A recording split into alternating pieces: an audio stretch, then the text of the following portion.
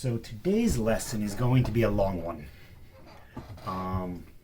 I really hope that you watch the entire video. I know many of you have not been watching these videos at all, but this one is important to watch, especially because I'm not going to be doing all of the examples. Some of them are going to be left up to you, and if you don't watch the video, you're not going to understand where anything comes from. So today we actually examine where the basic trig identities come from that you used last year and that were on your reference table for the regions.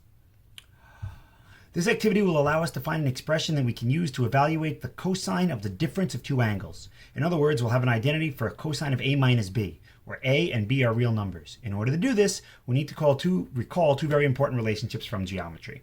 The first is the distance formula, which we've used in the past. We used it when we were proving the law of cosines, and we've also used it several other times. And the actual law of cosines, which we did last time. So, below is a picture of the unit circle with center O. There are two central angles labeled on it, A, which is the central angle that extends to the second quadrant, and B, which only extends to the first quadrant. This is completely arbitrary. Both A and B could be in the first quadrant, or both could be in the second quadrant. They could be in any quadrants that we want, but I simply chose this because it was the easiest to diagram. There are also 2 points on the circle that are labeled, namely point P and point Q. So for starters, how long is each radius? Well, we're in the unit circle, so each radius has length 1. Angles A and B are labeled above. If I wanted to find an angle A minus B, where would it be? Well, A minus B would be the entire angle A minus the central angle B, so geometrically, that would be this angle right here.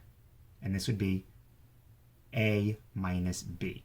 And note that that is a central angle, but it does not start from our standard position. And that's okay. We know from our study of the unit circle that every point on the circle has an x-coordinate and a y-coordinate. The x values are the same as the cosine of an angle, and the y-coordinate is the same as the sine of the angle. Point Q is on the unit circle, right there, and is related to angle B. So its coordinates, which are labeled, are cosine B, sine B, because we're in the unit circle. Since point P, which is the point on the unit circle that is intersected by the radius that forms the central angle A, that means that point P will have the coordinates cosine A, comma, sine A. So we'll label that cosine A, comma, sine A. Now on the picture, we're going to draw a line segment connecting point P and point Q. So I've got my ruler, and what we'll do is we'll do this, point P and point Q. And now they are connected. And now we have a triangle. We have triangle OPQ. We also have the measurements of two of the sides of the triangle. We have side PO, we have side QO, and we have an expression for the included angle, A minus B. So what we're going to do is we're going to find the length of PQ, and we're going to find it two different ways. So here we go. The picture below accurately represents the triangle we have created. Here's the central angle A minus B, here's our point P, and here's our point Q. On the picture below, appropriately label the three sides of the triangle, O, P, Q. So side lowercase o would be opposite point O, and I'll put a script O so it doesn't look like a 0. Side P will be the side here of length 1, and side Q will be the length here, side here of length 1. Using the law of cosines, we're going to solve for O squared. So if you remember the law of cosines says that the length of the square of a side is equal to the sum of the squares of the lengths of the other sides minus 2 times the product of the other two sides times the cosine of the included angle. So this is what we get from the law of cosines. Now notice from the picture on the right that we could also solve for the missing sides of the triangle using the distance formula, because we are on a coordinate system after all. All we have to do is find the distance from point P to point Q. So instead of using the distance formula, what I'm going to do is I'm going to use the distance squared formula, so I don't have to deal with the square root. And if I do that, I want to find the length of PQ, so that would be x2 minus x1 or x1 minus x2, however order you want to go in, it doesn't matter. So that would be cosine A minus cosine B squared, and then plus sine A minus sine b squared. And now we're going to do some simplifying. So the distance squared will be equal to, I'm going to multiply this out. I get cosine squared a minus 2 cos a cos b plus cosine squared b. And then same thing here, except with sine, sine squared a plus 2 sine a cosine a. 2 sine a cosine, 2 sine a sine b. I'm getting way ahead of myself. That's a sine b plus sine squared b. Okay, I'm going to do a little bit of rearranging with the commutative property. So here I have cosine squared a, and here I have sine squared a. And then here I have cos squared b, and here I have sine squared b. And then here we have 2 cos a cos b. Oops, this should be a minus. Minus 2 sine a sine b. Well, here's the cool thing. Cosine squared plus sine squared is 1. And cosine squared plus sine squared is 1. Plus 2 cos a cos b minus 2 sine a sine b. In other words, d squared is equal to 2. Oops, this should be minus. That should have been minus, because this is a minus. Yep. Minus 2 cos a cos b minus 2 sine a sine b. And this represents the square of the distance from P to Q. But up here, O squared is also the distance from P to Q. So they're the same thing. So I can set these equal to each other. So in this case, P squared plus Q squared. And by the way, P and Q are both 1. So this is the same thing as 1 squared plus 1 squared minus 2 times 1 times 1 cosine of A minus B. Or O squared equals 2 minus 2 cosine A minus B. So if I set these things equal to each other, I get 2 minus 2 cosine A minus B is equal to 2 minus 2 cos A cos B minus 2 sine A sine B. And now I can subtract these 2's from both sides. And then I can divide both sides by negative 2. And if we do that, we get that cos A minus B is equal to cos A cos B plus sine A sine B. And ladies and gentlemen, there is your first identity. The cosine of a difference is the product of the cosines plus the product of the sines. And this is why, even though we have a minus in our original angle expression, we have a plus in our formula. This is the derivation. This is where it comes from. So it's not just some formula that someone decided one day, okay, here we go.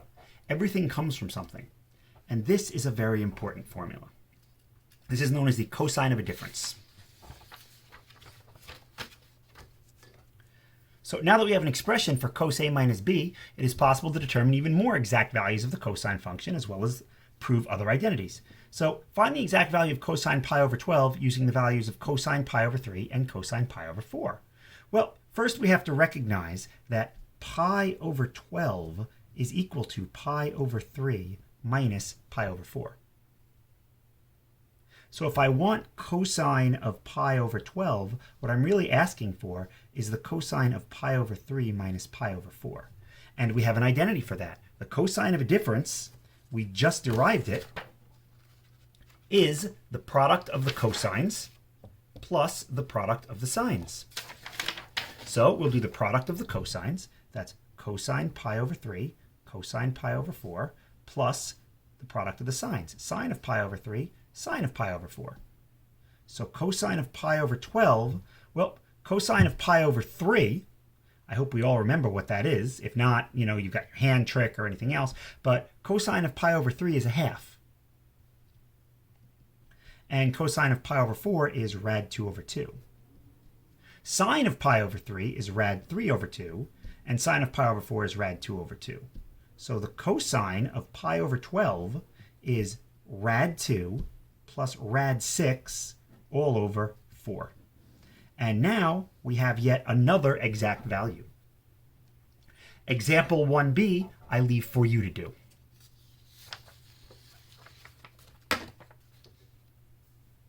All right, example 2. Prove that the cosine function is an even function. In other words, prove the following identity. Cosine of negative theta is equal to cosine of theta for all angles theta that are in the real numbers. Okay, that's not that bad. So here we go. Ready? Let's start with cosine of negative theta. Well, that's the same thing as cosine of 0 minus theta. And now I have a difference. So that difference will be cosine of the first, 0, that should be a 0, cosine of the second, plus sine of the first, sine of the second. Cosine of 0 is 1. Cosine of theta is cosine of theta. Sine of 0 is 0.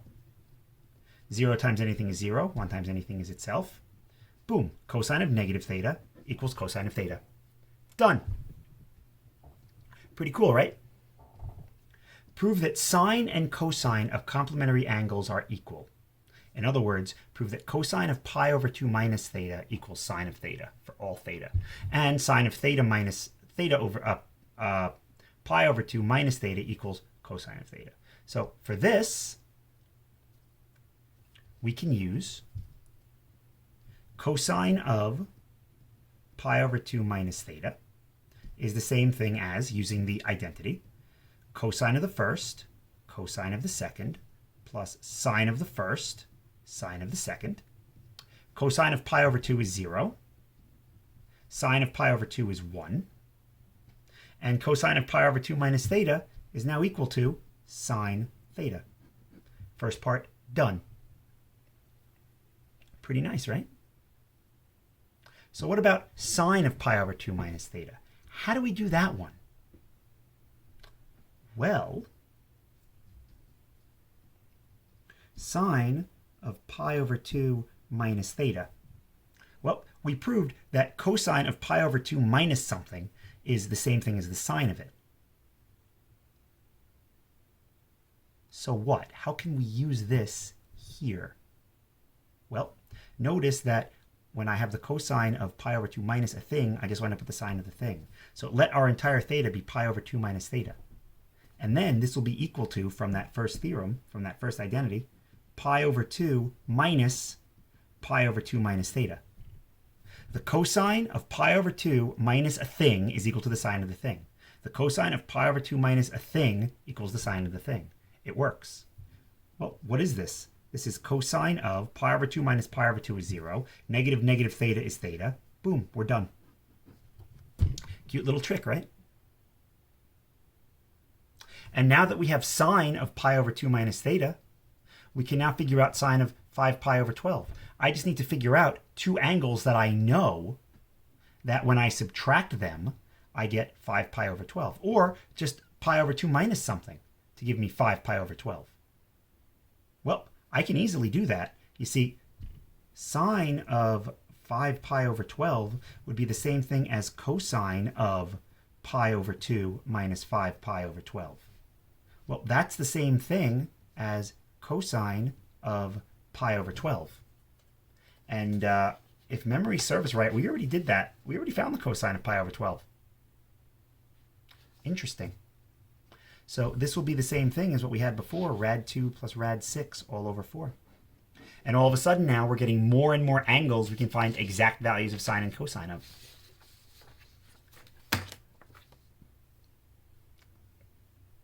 All right, what about this?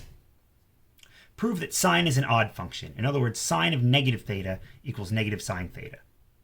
This one's a little tricky, which is why I've given some identities here. Where do these come from? Cosine of pi over 2 plus theta. Well, that would be the same thing as cosine of pi over 2 minus negative theta. And if you remember, cosine of pi over 2 minus a thing is equal to the sine of the thing. So that came from the previous one that we just proved. Number 2 here is as easy as just subtracting. Pi over 2 minus pi over 2 is 0, and I get the negative theta. And then for this one is just as easy as saying pi over 2 plus theta is the same thing as theta plus pi over 2. And then that's theta minus negative pi over 2. So how are we going to do this? So we start off with sine of negative theta. So what is that equal to? Well, sine of negative theta is the same thing as cosine of pi over 2 plus theta from number 1, which actually came from the example 2 that we did. And now from number 3, cosine of pi over 2 plus theta is the same thing as cosine of theta, equals cosine, I wrote cosine twice for some reason, of theta minus negative pi over 2. And if you go, why the heck are we writing it that way? That is so weird. Well, now I have the cosine of a difference. So this is cosine of the first, cosine of the second, plus sine of the first times sine of the second. Well, cosine of negative pi over 2, we know what that is. Cosine of negative pi over 2 is the same thing as cosine of pi over 2, because this is an even function. Or I could just go along the unit circle and find that this is 0. Plus sine of theta, sine of negative pi over 2 is sine of negative 1. So this whole thing is negative sine of theta. And I didn't even use number 2 there.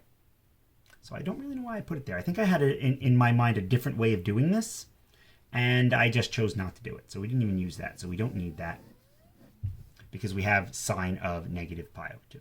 All right, so sine of negative theta is negative sine theta. Sine is an odd function. That's pretty cool.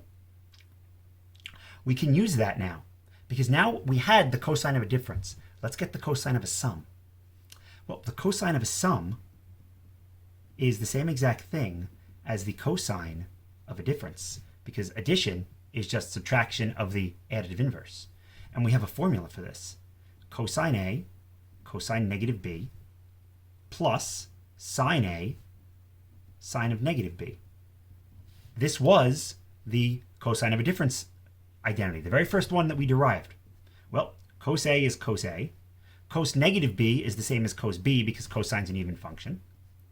Sine A is sine A, and sine negative B is negative sine B because we just proved sine is an odd function. So this will be cosine A, cosine B, minus sine A, sine B. And now we just proved that the cosine of a sum is the product of the cosines minus the product of the sines. When we add angles, we subtract the expressions, whereas when we subtract angles, we add the expressions. And now we have the cosine of a sum formula. Pretty neat. Let's keep going with it. Calculate the exact value of cosine 7 pi over 12 using cosine pi over 3 and cosine pi over 4. I leave to you. You'll be using the formula we just arrived in example 4. So that one's up to you. Prove that sine of A plus B is equal to sine A cos B plus sine B cos A by using the facts that. Again, these are theorems. Well, this one comes from the example 3 that we did.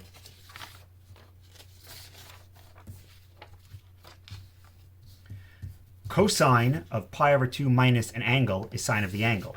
Cosine of pi over 2 minus an angle is sine of the angle.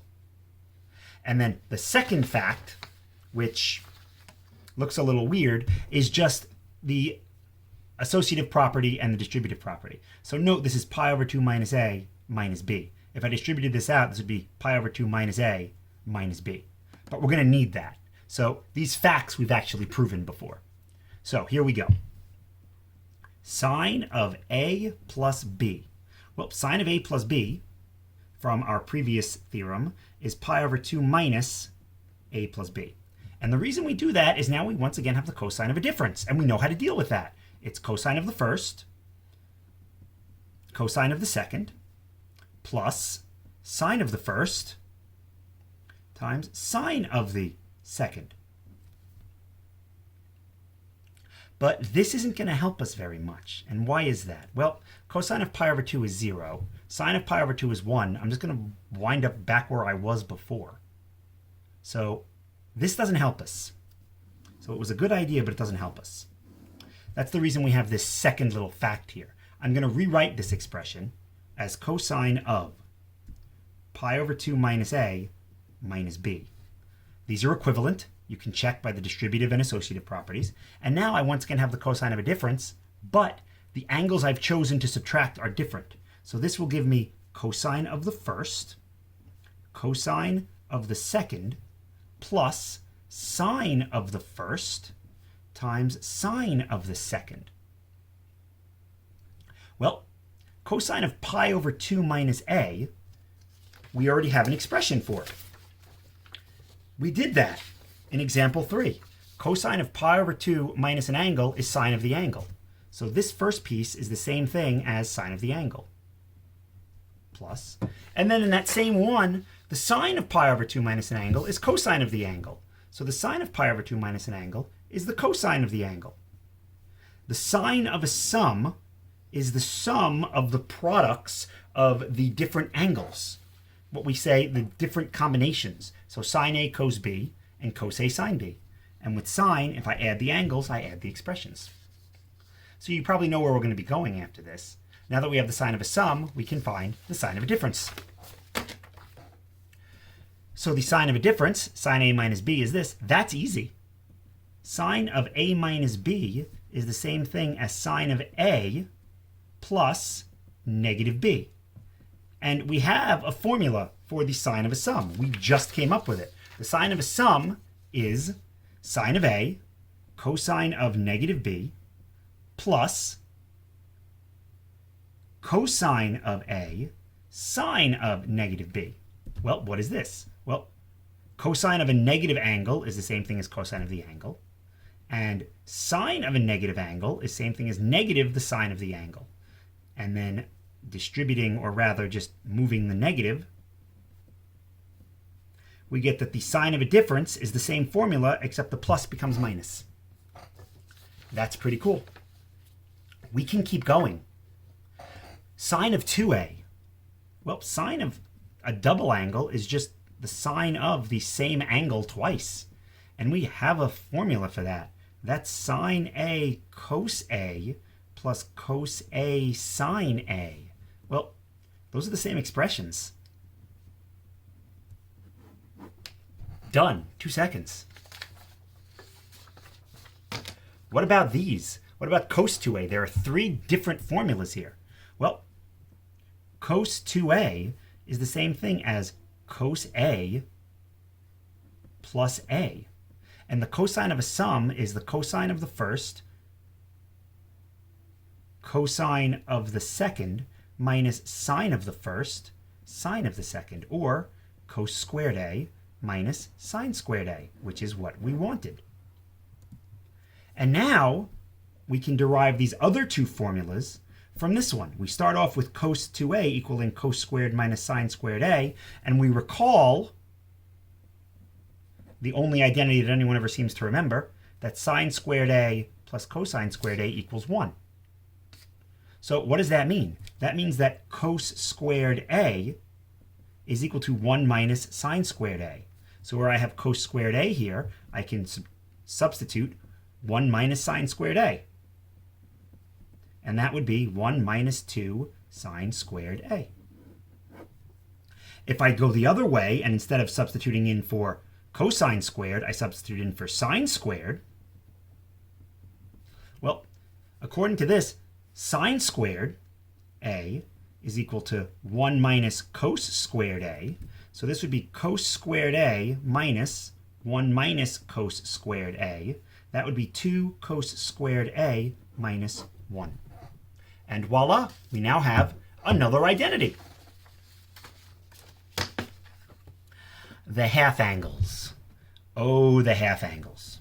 Prove that sine of 1/2 of b is equal to plus or minus the square root of 1 minus cos b over 2 by using the fact that cos of 2a equals 1 minus 2 sine squared a, and by letting a equal 1/2 b. All right, so cos of 2a is equal to 1 minus 2 sine squared a. We just proved that. Let a equal half of b. So if we let a equal half of b, this will become cos b, and this will become 1 minus 2 sine squared of 1/2 b. Okay, let's solve for the sine. We'll subtract 1 from both sides. Cos b minus 1 equals negative 2 sine squared 1/2 of b. Divide both sides by negative 1. That would make this 1 minus cos b equals 2 sine squared 1/2 b. Divide both sides by 2. And now take the square root. And when we take the square root, we have to take plus or minus. This is 1 minus cos b over 2 equals sine of 1/2 b, which is what we wanted. Example 11 is left as an exercise to you. It is imperative, that means it is beyond important, that you have these identities intuitively understood, or at the very least you can recall them quickly. Because the last unit, the last thing we're going to be doing this year is trig proofs, which are very similar to logic proofs. With logic proofs, you had to remember all of your tautologies. For trig proofs, you have to remember all of these basic identities. And the reciprocal identities for secant, cosecant, and the Pythagorean identities, it's important you have all of those identities. So with that,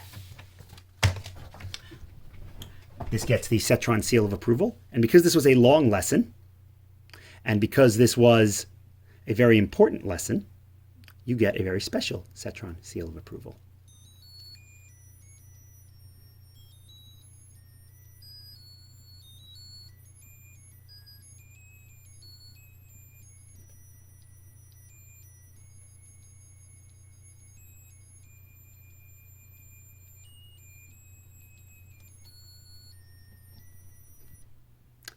Thanks for watching.